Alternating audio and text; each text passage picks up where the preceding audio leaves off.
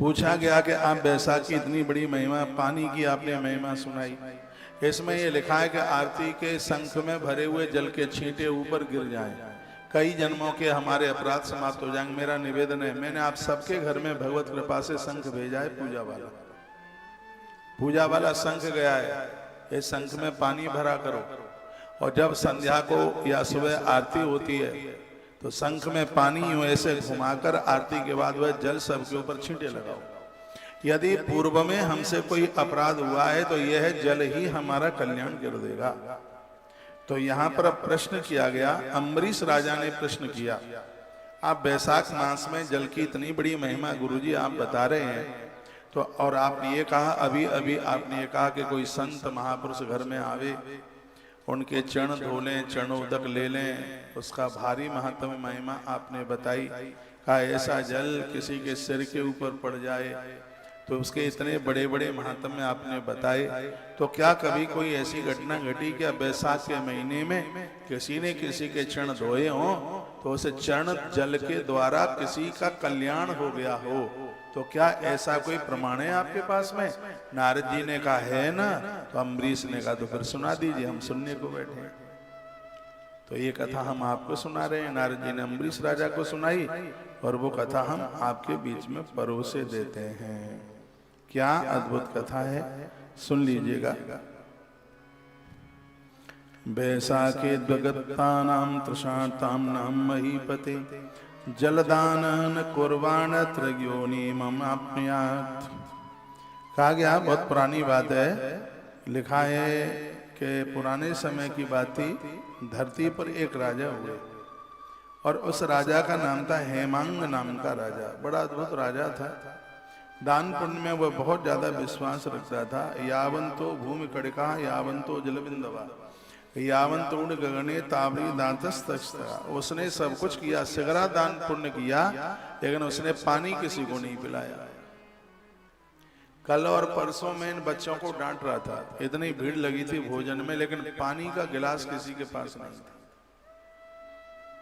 पानी नहीं था, जल था ही नहीं। कौन पानी परोसेगा, कौन गिलास परोसेगा? तो मुझे यही कथा मेरे दिमाग में आ गई, ये मैंने पढ़ी है ना। इस राजा ने बहुतों को भोजन कराया, कहता है कि मैं पानी से पतला थोड़े हूँ, पानी पिलाऊं। पानी तो कोई खरीदा नहीं जाता है, तो ऐसे ही फ्री में मिल जाता है। तो इस आदमी ने किसी को जल नहीं पिलाया, पानी नहीं पिलाया, और उसी संदर्भ में इस कथा का गायन किया जा रहा है। लिखा यावंत को भूमि कणका यावंतो जल बिंदवा। पानी की एक बूंद भी इसने कभी किसी के मुंह में नहीं डाली।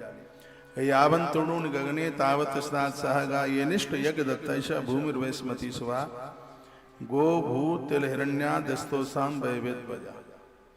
वर्णन किया गया है कि इसने गाय, धरती, तिल, सोना दान से बहुत से ब्राह्मणों को प्रसन्न किया। इसने कोई ऐसा दान नहीं था जो इस हेमांग नाम के राजा ने नहीं किया हो। सगरे दान किए, लेकिन परंतु हे राजन, नारद जी सुना रहे हैं, नारद जी सुना रहे हैं कि सुख की प्राप्ति की इच्छा करने वाले उस राजा ने कभी भी जलदान नहीं किया, ना कोई प्याऊ, ना किसी को पानी, एक बिंदु भी पानी इसको कभी किसी को पीने के लिए नहीं दिया। तो महात्मा वशिष्ठ जी ने उसे ज्ञान भी कराया कि जलदान करो, परंतु उसने गुरुजी की बात भी नहीं मानी। ये कहता था, गुरुजी आज धन मेरे पास इतना बड़ा है, पानी तो कोई खरीदा नहीं जाता, मैं ऐसी चीजों का दान करूंगा जो लोगों के लिए अदेय है, जिसे वो लोग प्राप्त नहीं कर सकते। ऐसा वह गुरुजी के साथ अभिमान के साथ में वह बोला। अलक्ष्य है का पानी तो चाहे जहां मिल जाता है, मैं लोगों को सोना दूंगा, मैं लोगों को और चीजें दूंगा, और मेरी श्रद्धा है जिनके पास खूब नोट रुपया पैसा है उनको मैं क्या दूं, और उन ब्राह्मणों के साथ मेरी कोई श्रद्धा नहीं है। वो भले ही विद्वान है, लेकिन उनके पास धन है, तो मेरी श्रद्धा नहीं है कि इनको बुला करके मैं इनको भोजन कराऊं। तो वो तो खट्टी डकारें ले रहे हैं, उनके पास किस चीज की कमी। ये कथा सुनना बहुत ज्यादा जरूरी है। कहीं ऐसी मानसिकता हमारी और आपकी भी तो नहीं है।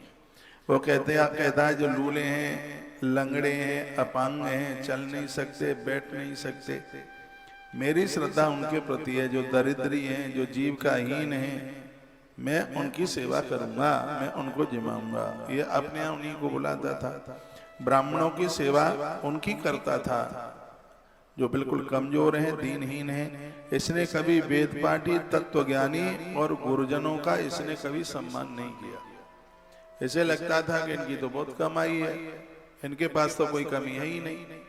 चलो ठीक है, उसे मन जमाओ, लेकिन विद्वानों को प्रणाम तो करो। उन्हें प्रणाम भी नहीं करता था राजा। राजा को अपने पास में होने का घमंड, उसको लगता था कि पूरी धरती को मैं ही खिला पिला रहा हूं। कभी भी इसने विद्वान ब्राह्मणों को प्रणाम तक नहीं किया। ये ऐसा इस ग्रंथ में लिखा। तेन दोषेण महिता वर्णन किया गया। चात तंत्र जन्मसु एक जन्मनि ग्रदत्तम स्वाविवत सप्त जन्मसु। तो इसका परिणाम क्या निकला? इसका परिणाम निकला कि उसके इस बड़े भारी दोष के कारण वह 3 जन्मों तक रेंगने वाला कीड़ा मकोड़ा, चातक आदि पंछियों की योनि में गया। 1 जन्म में वो गीध बना और 7 जन्म में वह स्वान कुत्ते की योनि में गया। कौन? हेमांग नाम का राजा। सुनिए फिर, हे राजेंद्र, फिर उसके तत्पश्चात कहते हैं कि वह किसी राजा के घर में छिपकली की योनि में चला गया। वो राजा छिपकली बन गया। उस राजा का नाम श्रुतिकीर्ति था, जिसके घर में, जिस राजा के घर में ये छिपकली बना। मिथिलापुरी का राजा था श्रुतिकीर्ति। वह घर के दरवाजे की चौखट के ऊपर कीड़ों को भक्षण करता हुआ, उसको 87 वर्ष व्यतीत हो गए छिपकली बने हुए। 87 ईयर्स, 87 साल हो गई उसको छिपकली के रूप में। एक दिन देव योग से, बैसाख का महीना था, यही महीना था, एक बार क्या हुआ, देव योग से मुनियों में श्रेष्ठ श्रुतदेव नाम के ऋषि दोपहर के समय में उस मिथिला नरेश के यहाँ आ गए, श्रुतकीर्ति के यहाँ। दोपहर का समय था, भोजन का समय था। एक बात हम पूछ ही नहीं पाए, कथा समझ में आ रही है? यह आप वैशाख महात्म्य में सुन रहे हैं, और वैशाख महात्म्य की भारी महिमा है। वैशाख में कोई वैशाख की कथा सुने तो करोड़ जन्म के पाप धुल जाए, इतना बड़ा महात्म्य है। वह आए हुए ऋषि को देख अत्यंत प्रसन्न, कौन? छिपकली। छिपकली ने उस आने वाले श्रुतदेव नाम के महात्मा को देखा। तो श्रुतदेव नाम ऋषि मध्याह्न काल में मार्ग से विवर्तित मिथिलापति के घर आए। वह आए हुए ऋषि को देख अत्यंत प्रसन्न हुआ। राजा श्रुतकीर्ति भारी प्रसन्न हुआ। सहसा उठकर बड़े आदर सत्कार से मधुपर्क इत्यादि से पूजन किया, चरण धोए। उस चरणोदक को अपने मस्तक पर वो छिड़कने लगा। राजा श्रुतकीर्ति जो गुरुजी के चरण धोए, वैशाख का महीना, उसने जैसे अपने सिर के ऊपर छींटे लगाए, देव योग से उसमें से एक बूंद दीवाल पर चिपटी हुई छिपकली के ऊपर पड़ गई। यहां तक आगे बात समझ में? छिपकली के ऊपर देवोपदिष्ट कालेन प्रोक्षिताम ग्रह गोधिकाम। छिपकली को संस्कृत में कहते हैं ग्रह गोधक। छिपकली हमेशा घर में ही रहती है, घर छोड़ के नहीं जाएगी कभी। बहुत बहुत तो मेरी बहनें इतनी बड़ी वीरांगनाएं कि छिपकली देख लें तो चाई माई खा के गिर जाए वहीं। बिल्कुल छिपकली देख करके तो गिर जाती है नीचे, इतनी भयभीत हो जाती है। तो छिपकली को संस्कृत में कहते हैं ग्रह गोधा। ग्रह गोधा। तो वह बूंद उस ग्रह गोधा के ऊपर पड़ी। सद्यो जात स्मृत भूत्वा अमृतः कर्मात दुखिता। बूंद गिरते ही उसको अपने कई जन्मों का होश आ गया और वह छिपकली मनुष्य योनि में बोलने लगी। छिपकली का छिपकला होगा, क्योंकि पहले का राजा था वह। तो वह बोलने, वो छिपकली के मुंह से आवाज आई तो त्रिगजंतुर्भम सुता ब्राह्मणो विस्ताम बदत कोतः त्रोससी गोधा तम दसेयम केन कर्म रहा। तो तत्पश्चात जब महात्मा जी ने उसकी आवाज सुनी तो साधु ने कहा, हे गोधा, यानी छिपकली को कहा, तू कहाँ है और तेरी रोने की आवाज आ रही है। वो छिपकली देखने में आ नहीं रही थी। तो साधु ने पूछा तू कौन है, कहाँ है तू? तो कोई देवता है, पुरुष है, राजा है, ब्राह्मण है, तो कौन है? मेरे सामने आके प्रकट तो हो जा।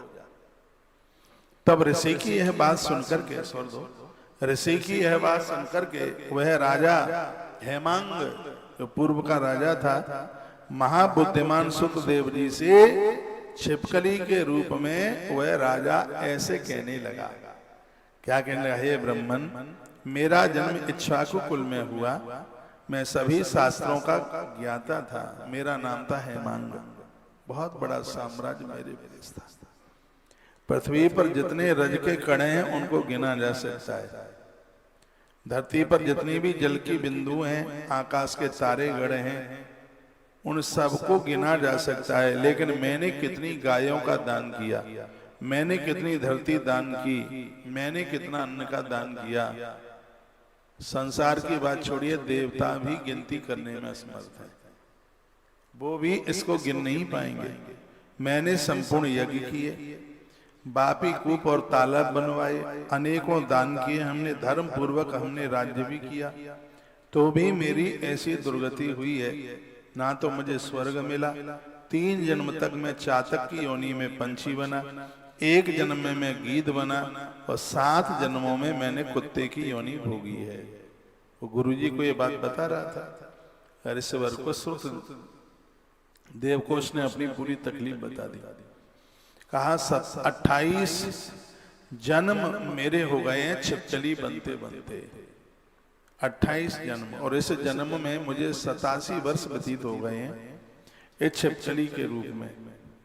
लेकिन हे गुरुदेव, राजा ने आपके जो चरण धोए हैं, उस चरण का एक बूंद जल मेरे ऊपर आके गिरा है, उससे मेरी कई जन्मों की स्मृति जाग गई है। आपके चरणों में मैं प्रार्थना करता हूँ, आप मेरा कल्याण कीजिए। गुरुदेव, मुझे ये समझ में नहीं आ रहा है कि मैं 7 जन्मों में कुत्ता क्यों बना, मैं 1 जन्म में गिद्ध क्यों बना, मैं बार बार इतने जन्मों में बार बार मैं छिपकली क्यों बन रहा हूँ, इस बात का मुझे आवाज नहीं है। और आप त्रिकालदर्शी महात्मा हैं, तो कृपा करके आप मेरे उस अपराध को बता दीजिए जिसकी वजह से मेरी दुर्गति हो रही है। अब श्रुतदेव नाम के महात्मा बोले, साधु तो त्रिकालदर्शी होते हैं, उनको तो सबकी पता होता है, उन्हें तो घट घट की पता होता है उनको तो उन्होंने कहा, शणु भूप प्रवक्ष्यामि तब दुर्योधन कारणम। हे पूर्व के राजा, अब हम तुमको सुना रहे हैं कि तुम्हारे बार बार ये जन्म क्यों बिगड़ रहे हैं। वो कहते हैं, न जलम तू त्वया दत्तम वैसाखे माधव प्रिय। जो वैसाख महीना माधव को इतना प्रिय है, तूने कभी भी 1 बूंद पानी किसी को नहीं पिलाई, 1 बूंद तक पानी तूने किसी को कभी दी नहीं। तज्जलम तज्जलम सुलभम मत्वा यमूल्यमित निश्चितम नाद्वगानाम द्वजातीनाम धर्म कालेप्य जानता। तैने जल को सुलभ समझकर, ये तो चाहे जहां मिल ही जाता है, तो अमूल्य चीजों को ही देता रहा, तूने कभी जल का दान नहीं किया, किसी को पानी नहीं दिया। और दूसरी बात, तूने कभी विद्वानों को प्रणाम नहीं किया। तो कहता रहता था इनके पास तो कोई धन की कमी नहीं है। तो कहा गया कि विद्वानों के प्रति पूज्यता और लोगों के प्रति दया का भाव होना चाहिए। लोगों को भोजन कराना तो ठीक है, सबके ऊपर दया का भाव होना चाहिए, लेकिन तेरे मन में जलती हुई अग्नि की तरह तुझे लगता था कि धन मेरे ही पास हो, सबको तो भिखारी मानता था। लूले लंगड़े अपांग विकलांग, उनकी सेवा करना, उनको जिमाना ये बुरा नहीं था, लेकिन विद्वानों का अपमान करना ये बहुत बुरा था। तूने जितने यज्ञ किए, तूने जितना सत्कर्म किया, वो सब ऐसे समाप्त हो गया जैसे माचिस की तीली से रुई समाप्त होती है, क्योंकि तूने विद्वानों की अवहेलना की। कभी तू पूज्य लोगों के चरणों में झुका नहीं, कभी तूने उनको वंदन नहीं किया, प्रणाम नहीं किया। राजन, दान देना अच्छा है, लेकिन दान देने के बाद ये लगे हम इतने बड़े हो जाएं कि सब लोग हमारे ही पाम छुएं। तो ये पूज्य लोगों के चरण छूने में तुझे शर्म लगती थी। मैं कितनी बार कहता हूं, परमात्मा कभी किसी को इतना बड़ा न बनाए कि उसको झुकने में शर्म लगे, उसको प्रणाम बंदन करने में उसे शर्म लगे। वो लोग बड़े बड़भागी हैं जो जरूरतमंद लोगों को पानी पिला रहे हैं। हमारे यहाँ के ग्वारिया, हमारे यहाँ के कार्यकर्ता इतने बड़भागी हैं, भाग्यशाली हैं कि जो मैं वैशाख महात्म की कथा कह रहा हूँ, ये पुण्य सब तुम्हारी जोड़ी में जा रहा है। जरूरतमंद जीवों को जो पानी पिलाता है उसको हर रोज 100 बार गया जी की यात्रा करने का फल प्राप्त होता है। जिंदगी में इस बात को कभी नहीं भूलना। तो यहाँ के कार्यकर्ता मुझे सुन पा रहे हैं, पानी परोसने में लाज नहीं लगनी चाहिए बिल्कुल। पानी का महत्व अन्न से भी ज्यादा है। ये वो महात्मा बता रहे हैं कि तूने कुपात्रों को दान दिया, लोगों का सहयोग कीजिए, लेकिन तुम शराबियों को दान दो। उनको हाथ पांव नहीं थे, तू पैसा देता था, वो जाके शराब पी लेते थे। तू पैसा देता था तो वो उससे कुकर्म कर लेते थे, और ये सब तुझे पता था। लेकिन तू अपने आप को धनाढ़ समझ रहा था। तुझे लग रहा था कि मैं गरीबों का पेट भरने वाला हूं, लेकिन तुझे खूब समझाया गया था कि दान सहयोग तो सबका कर सकते हो, लेकिन दान सबको नहीं दे सकते। दान लेने का अधिकारी सिर्फ ब्राह्मण है। उसमें संकल्प होता है, उसमें बड़ी विशेषताएं होती हैं। लेकिन तेरे गुरु वशिष्ठ ने तुझे समझाया, तूने अपने गुरु की बात की अवहेलना करी, तो तूने ये इतनी बड़ी गलती की। तूने कुपात्र को गाय दी, उसने दूध पिया, गाय लत गई तो उसने कसाईयों के हाथ दे दी। उसका अपराध किसे लगेगा? वो अपराध तुझे ही तो लगेगा।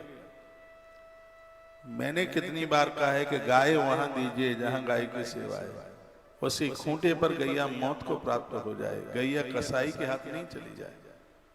और ज्यादातर ऐसे यही होता है, पहले खूब दूध पी लो और फिर वो किसी काम की नहीं तो सड़क पर छोड़ दो, फिर कसाई उसको ले जाए पकड़ करके, कतरे कतरे बोटा बोटा कर दे। इसका अपराध किसको लगेगा? इस अपराध उस गोदानी को लगेगा। इस कथा में यही तो कहा जा रहा है। कहा उन अपांग विकलांग लोगों को तूने उनको गाय दी, तो सोचता था कि दूध पीते रहेंगे। जो शराब पीते हैं वो दूध क्या पिएंगे? जो नशा करते हैं उन्हें दूध की क्या जरूरत है? तूने उन्हें गाय दी, कम पैसों उन्होंने गाय बेच दी, जो पैसा आया उसे शराब पी गए। ये मेरी इतनी फेवरेट कथा है, स्कंद पुराण की कथा है। इसलिए तो कहा गया आप दान दे रहे हैं बड़ी बात नहीं है, दान दे किसको रहे हैं बड़ी बात है। दान देने के लिए पात्रता चाहिए, स्थान चाहिए, कहां दे रहे हो, कब दे रहे हो और किसे दे रहे हो, ये तीनों बातें होनी चाहिए। और कहा कि तूने तीनों ही बातों का अपमान कर दिया।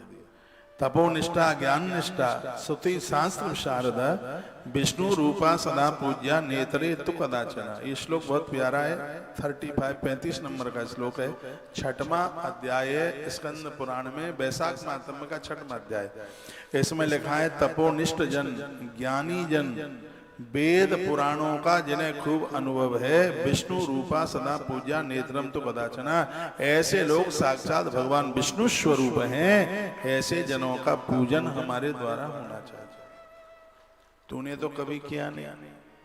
कहते हैं विद्वान लोग हैं, धार्मिक लोग, तपोनिष्ठा तपस्वी हैं, संयमित जीवन जीते हैं, ज्ञानी हैं, वेद पुराणों का अनुभव उनके पास में है, तो विष्णु रूपा सदा, ऐसे लोग तो साक्षात भगवान विष्णु के स्वरूप में हैं।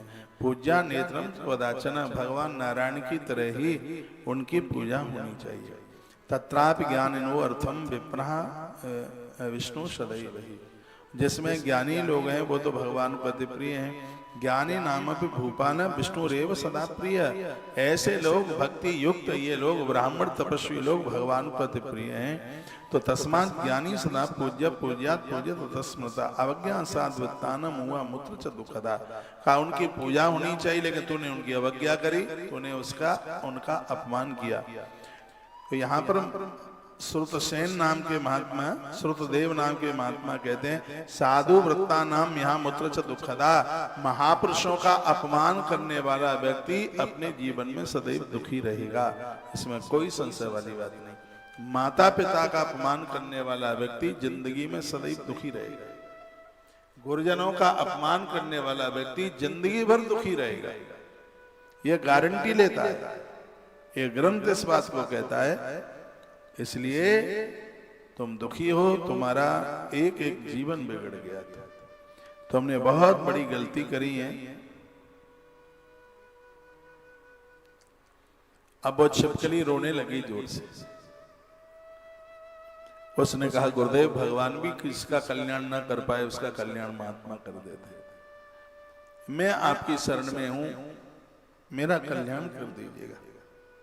साधु ने भी जिसको ठुकरा दिया, दुनिया में फिर उसको कोई भी स्वीकार नहीं कर पाएगा। इक्ष्वाकु नंदन वह राजा हेमंग इस हिसाब से वो जो रोने लगा, जन्म मृत्यु जरांधि वा सुधिप्याया यथा यथा नजलम तुतया दत्तम साधु बान सेविता। गुरुजी ने तो कह दिया था कि तूने कभी महापुरुषों की सेवा नहीं करी, तूने कुछ अच्छा नहीं किया, अभी तो तेरे आगे के भी कई जन्म बिगड़ेंगे। तब तो वह बड़ी जोर जोर से कांपने लगा और वो रोने लगा, मनुष्य की भाषा बोलने लगा। कहा गुरुदेव अब मेरा कल्याण आपके हाथ में है। तो उस साधु को श्रुतदेव को दया आई और हाथ में जल लिया उसने और क्या कहा, संकल्प पढ़ करके कहा कि मेरे बैसाख के महात्म्य का जो मैं जीवन भर बैसाख में नहाया हूं, उससे जो मुझे पुण्य मिला है उसका एक दिन का संपूर्ण पुण्य अपना मैं इस छिपकली को हेमांग नाम के राजा को देता हूं। और ऐसा कह के जैसे ही संकल्प छोड़ा तो छिपकली में से देर नहीं लगी मनुष्य बनने में। आकाश से दुनिया फूलों की वृष्टि हुई, विमान नीचे उतर करके आ गया। बैसाख मास के एक दिन के पुण्य का इतना प्रभाव था, समझ लो आप। श्रुतदेव नाम के महात्मा ने कहा कि मैं अपने बैसाख के महीने का पंडित जी एक दिन का पुण्य देता हूं। और वो एक दिन का पुण्य ऐसा था जिसको अगले जन्म में फिर छिपकली बनना था। वो छिपकली नहीं, मनुष्य बन करके महात्मा जी की परिक्रमा करके और भगवान के विमान पर बैठ करके हेमांग नाम के राजा छिपकली से मनुष्य बनकर भगवान के धाम को चले गए। बोलिए हरि हर भगवान की जय हो, नारायण देव भगवान की जय हो। आप कहोगे ये कहीं लिखा है कि एक दिन का पुण्य दे दिया? हाँ, 44 नंबर के श्लोक में लिखा है ना, यदा दत्तम ब्राह्मणेन स्नानम एक दिने कृतम तेन ध्वस्ताखिला धस्तु तक्ता ताम गृह गोदिकाम च एक दिने कृतम। बस एक ही दिन का पुण्य दिया था और एक दिन के पुण्य से ही उसका कल्याण हो गया। फिर क्या लिखा है, दिव्य विमान दिव्यम विमान मारूह्य दिव्यं वस्त्रभूषणम पश्यतामेव भूतानां मिथिल सागरांतरे। मिथिला के नरेश के घर के सामने विमान खड़ा हुआ था और उस विमान में बैठता हुआ पूर्व का राजा जो छिपकली के रूप में था, मनुष्य बनकर वह भगवान के धाम के लिए चला गया। बद्धांजलि पुटो भूत्वा परिक्रमा प्रणम्य च। महात्मा की परिक्रमा लगा के गया, वंदन करके गया। यह बैसाख मास का यह इतना बड़ा पुण्य है भैया। इतनी कोशिश की जा रही है बताने के लिए। मैं कहूंगा जो दिन निकल गए निकल जाने दो। कल से ही भोर में सूर्य भगवान की किरण धरती पर उतरे उससे पहले स्नान कर लीजिए। धुला हुआ वस्त्र पहन करके थोड़ी सी तुलसी रोज रखिए, उसमें फूल रखिए और भगवान का अर्चन कीजिए। 5, 7, 21, 51, 108 जो भी बने गोपाल जी के ऊपर चढ़ाओ। सालराम भगवान की पूजा करते हो तो उनके ऊपर चढ़ाओ। पीपल के वृक्ष में एक लोटा जल चढ़ाते हो तो उसमें तुलसी पत्र डाल करके फिर पीपल की जड़ों में वह जल चढ़ाइए, जिसका महात्म्य अभी मैं 20 मिनट पहले आपको बता चुका हूं। बार बार किसी कथा को रिपीट करना तो शब्द का वजन हल्का हो जाता है। हाँ, तो शब्द की जो वैल्यू है वो कमजोर हो जाती है। इसलिए कोई बात फिर मैं बार बार दोहराता नहीं हूं, अब ठीक से उसको सुनिए, एक एक बात बड़ी अद्भुत है। तो ये बैसाख का महीना ऐसे ही नहीं निकल जाने देना। ये बैसाख का महात्म्य बहुत आनंद कर देगा। लिखा है वही राजा अगले जन्म में काकुत्स, इक्ष्वाकु वंश में काकुत्स बन करके आया। इन्हीं के वंश में राजा अज उनके यहाँ पर, फिर इन्हीं के वंश में इक्ष्वाकु, उनके वंश में ये इक्ष्वाकु का ही वंश चल रहा है, उन्हीं के वंश में आके चल करके रघु, उनके वंश में अज, और इसी वंश में काकुत्स नाम के राजा हुए थे। ये वही हेमांग जो बार बार छिपकली बना, वह फिर धरती पर इतना बड़ा राजा हुआ, उसने बैसाख मास के कई अनुष्ठान किए, उसका यह प्रभाव।